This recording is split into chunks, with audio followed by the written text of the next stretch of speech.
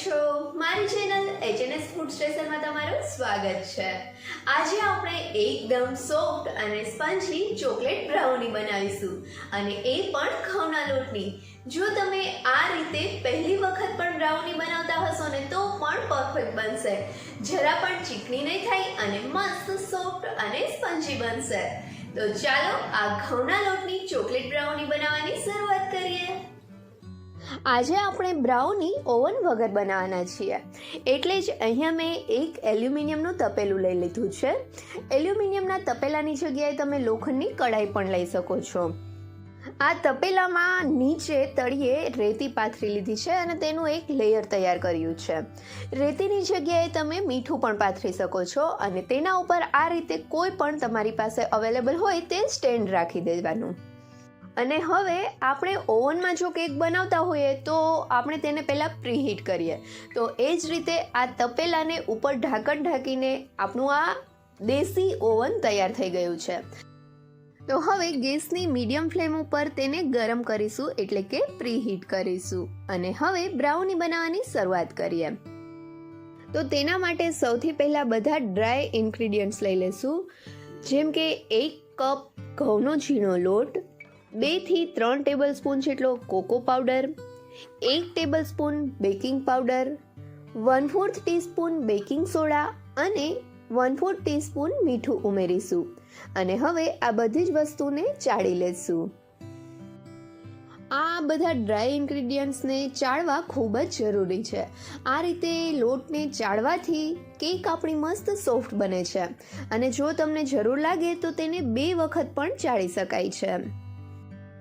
બધા ડ્રાય ઇન્ગ્રીડિયન્ટ્સને ચાળ્યા પછી આ બધી જ વસ્તુને એક વખત સરસથી હલાવીને મિક્સ કરી લેશું. હવે આ બધી જ વસ્તુને સાઈડમાં રાખીને બીજા એક બાઉલમાં અડધો કપ માખણ લઈશું. અહીંયા મેં ઘરનું બનાવેલું માખણ લીધું છે.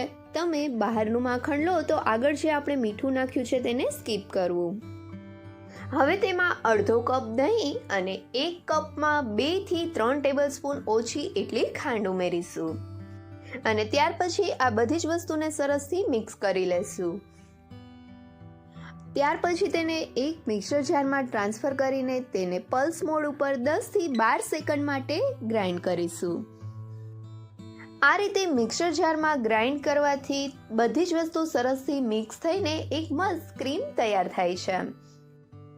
હવે અહીંયા જોઈ શકાય છે કે બધી જ વસ્તુ મસ્ત રીતે મિક્સ થઈ ગઈ છે અને આપણું આ મસ્ત ક્રીમી કન્સિસ્ટન્સીવાળું લિક્વિડ તૈયાર થઈ ગયું છે. હવે તેમાં 3 થી 4 ડ્રોપ્સ વેનીલા એસેન્સના એડ કરીશું અને તેને સરસથી મિક્સ કરી લેશું.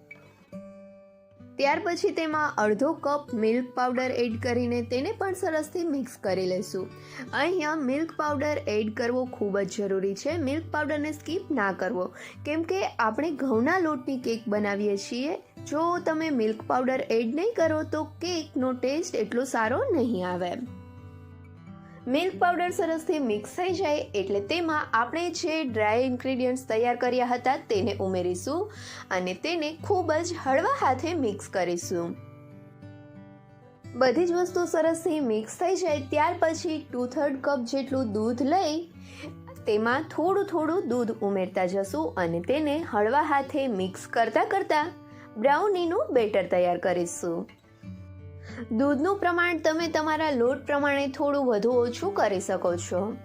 બ્રાઉની બનાવવા માટે આપણે જે દહીં, દૂધ અને માખણનો ઉપયોગ કર્યો છે તે બધું જ રૂમ ટેમ્પરેચરમાં લેવાનું છે.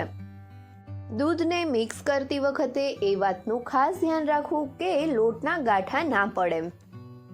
બ્રાઉનીનું બેટર તૈયાર થાય ત્યાં સુધીમાં જો હજી સુધી તમે મારી ચેનલને સબસ્ક્રાઇબ નથી કરી તો નીચે આપેલા સબસ્ક્રાઇબ બટન પર પ્રેસ કરો અને બાજુના બેલ આઇકન પર ક્લિક કરો, જેથી તમને મારા નવા વિડીયોનું નોટિફિકેશન મળતું રહે.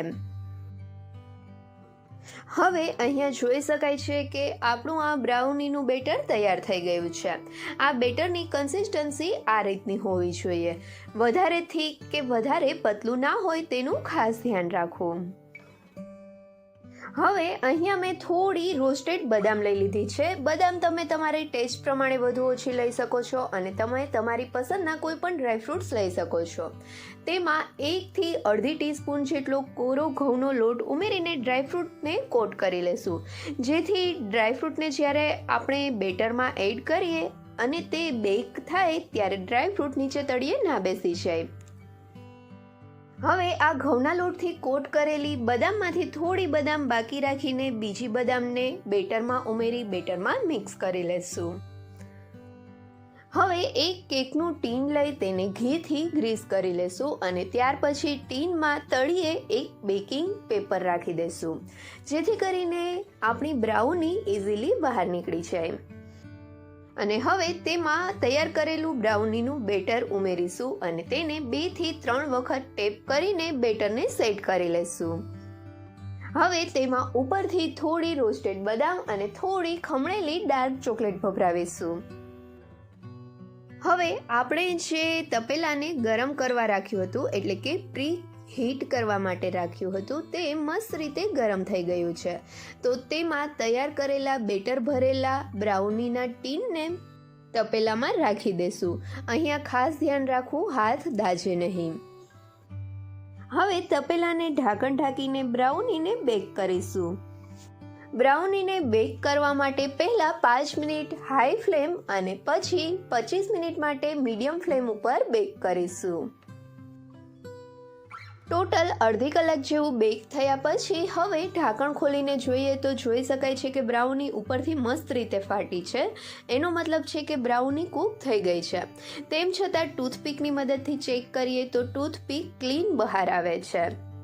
પણ જો તમને એવું લાગે કે હજી બ્રાઉની થોડી કાચી છે તો ફરીથી 5 થી 7 મિનિટ માટે મીડિયમ ટુ લો ફ્લેમ ઉપર બેક કરવી. હવે બ્રાઉનીના મોલ્ડને બહાર કાઢી લઈ તેને 3 થી 4 મિનિટ જેવું ઠંડુ થવા દેશું અને ત્યાર પછી બ્રાઉનીને મોલ્ડની સાઈડમાંથી નાઈફની મદદથી અલગ કરી લેશું, જેથી બ્રાઉની ઇઝીલી ડીમોલ્ડ થઈ જાય. હવે બ્રાઉનીને ડીમોલ્ડ કરીને આપણે જે નીચે બેકિંગ પાવડર રાખ્યું હતું તેને હળવા હાથે કાઢી લેશું. અહીંયા જોઈ શકાય છે કે બ્રાઉની કેટલી ઇઝીલી ડીમોલ્ડ થઈ ગઈ. હવે આ બ્રાઉનીને પ્લેટમાં રાખી દેશું. અહીંયા જોઈ શકાય છે કે બ્રાઉનીનો કેટલો મસ્ત કલર આવ્યો છે અને તે કેટલી સોફ્ટ પણ બની છે. તો ચાલો હવે તેના પીસ કરીએ. બ્રાઉનીને કટ કર્યા પછી તેનો પીસ હાથમાં લઈને જોઈએ તો અંદરથી તે મસ્ત જાળીદાર બની છે અને કેટલી મસ્ત સોફ્ટ અને સ્પંજી પણ બની છે કે જોઈને જ મોઢામાં પાણી આવી જાય. તો ચાલો ફટાફટ આ ગરમા ગરમ અથવા તો ઠંડી કરીને તમને જે રીતે ફાવે એ રીતે બ્રાઉની લઈ સર્વિંગ પ્લેટમાં લઈ ઉપરથી સ્ટ્રોબેરી અને મિન્ટ લીવ્સથી ગાર્નિશ કરીને સર્વ કરીએ. તમે પણ આ રીતે ઘઉંના લોટની બનેલી ચોકલેટ બ્રાઉની ઘરે જરૂરથી ટ્રાય કરજો અને કમેન્ટ કરીને કહેજો કે તમને મારી રેસીપી કેવી લાગી. રેસીપી ગમે તો વિડીયોને લાઈક કરજો અને તમારા ફ્રેન્ડ્સ સાથે શેર પણ કરજો. અને હા, મારી ચેનલને સબસ્ક્રાઈબ કરવાનું ભૂલતા નહીં. Thank you so much.